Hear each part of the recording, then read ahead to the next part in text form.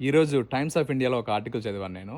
ఇందులో serial killers how India's love for rice and roti is taking a health toll.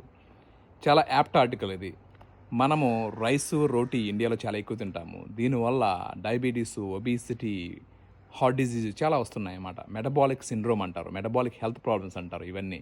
ఆర్టికల్‌లో క్లియర్‌గా చెప్తున్నారనమాట. దీనివల్ల మనకి అన్ని జబ్బులు వస్తున్నాయి. ఇదే అన్ని జబ్బులకి మూల కారణం అని చెప్పేసి. ఇండియాలో తీసుకుంటే డయాబెటీసు 7,00,00,000 మందికి ఉందండి. అంటే 10% ఆఫ్ పీపుల్‌కి ఉంది అనమాట.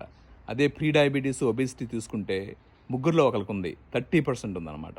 మెటబాలిక్ సిండ్రోమ్ కూడా 30% ఆఫ్ పీపుల్‌కి ఉంది. ఈ ఇన్సులిన్ రెసిస్టెన్స్, మెటబాలిక్ సిండ్రోమ్ వల్లే అన్ని జబ్బులు కూడా వస్తాయండి.